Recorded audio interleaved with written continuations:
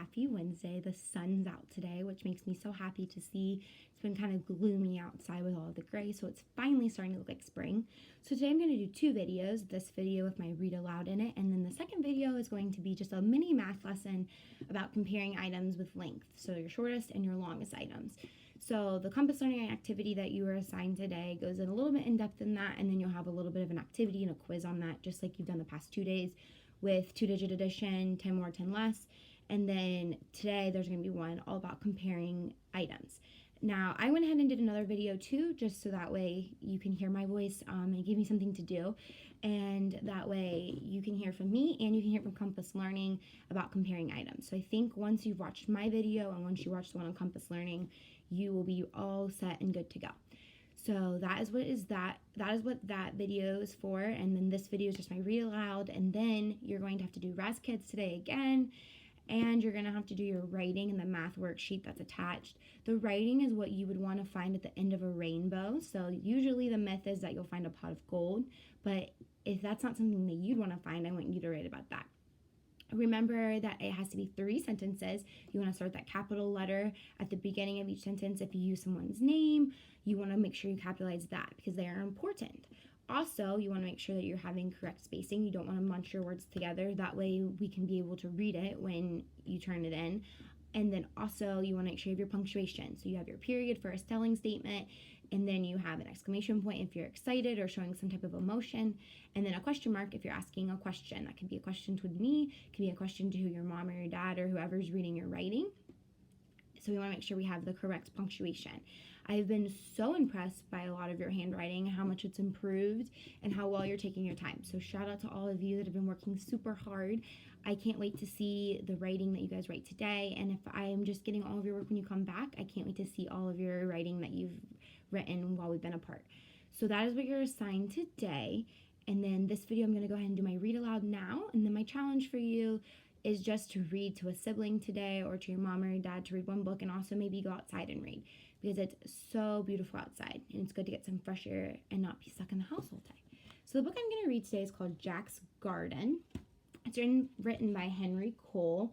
I'm going to read the story today because I noticed that a lot of people are going outside and starting to plant flowers. I know that Mrs. Mavis started planting some of her flowers at her house on Sunday, and that Mrs. Morgan and her daughter Kennedy decided to go to the store and get some seeds to plant at their house.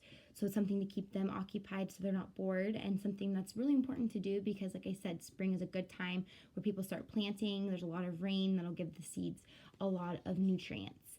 So the story I'm going to read today is Jack's Garden again, written by Henry Cole. All right, here we go. This is the garden that Jack planted. So his label here says shovel. These are all other types of items that you can use in the garden. This is the soil that made up the garden that Jack planted. So inside the soil you see a lot of rocks and minerals, but you also see a lot of worms and some other bugs that they have outside of the page that live under the ground. Some slugs, some beetles, slug eggs, cicadas, and most importantly, our earthworms. These are the seeds that fell on the soil that made up the garden that Jack planted. So he's planting lots of different types of seeds. He looks like he has all kinds of things right here. And then these are the seeds that have flown. A lot of ones that you might be familiar with are sunflower seeds and poppy seeds.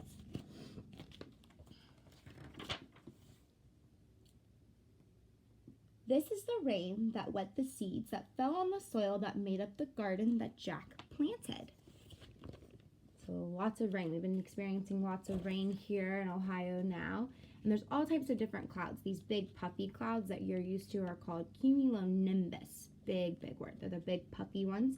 The ones that are kind of like spaced out, like it's like almost kind of like when you would pull apart a cotton ball. Those are called stratus clouds.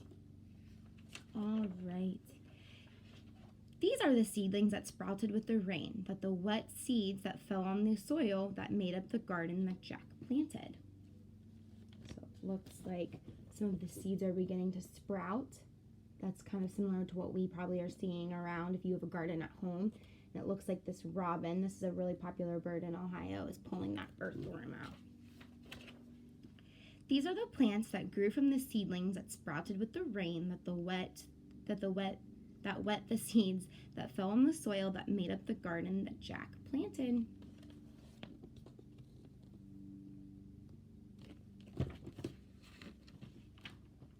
These are the buds that formed on the plants that grew from the seedlings that sprouted with the rain that wet the seeds that fell on the soil that made up the garden that Jack planted. So the little buds are growing. They're not fully bloomed yet. These are the flowers that blossom from the buds that formed on the plants that grew from the seedlings that sprouted with the rain that wet the seeds that fell on the soil that made up the garden that Jack planted. So those buds ended up blooming like little flowers. These are the type of flowers that are growing at my house right now. They're starting to kind of pop. Some of them are still little buds. These are the insects that sipped nectar from the flowers that blossomed from the buds that formed on the plants that grew from the seedlings that sprouted with the rain that wet the seeds that fell on the soil that made up the garden that Jack had planted. So lots of familiar insects here. Got different types of butterflies, a bumblebee, some beetles, a moth. All right. These are the birds that chase the insects that sipped nectar from the flowers that blossomed from the buds that formed on the plants that grew from the seedlings that sprouted with the rain that wet the seeds that fell on the soil that made up the garden that Jack had planted. So these are the birds that are now eating the insects for nutrients. It's one big cycle. And this is the garden that Jack had planted.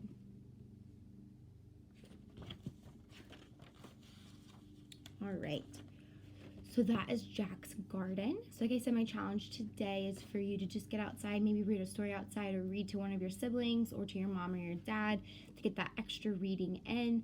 But like I've told you many, many times, I miss you so much, and I hope that you guys are enjoying this time and finding yourself something to do. Hopefully we are reunited again soon. But that's all I have for you today. Please message me with any questions at all. But I hope you're having a good day. Have a good Wednesday. Bye, guys.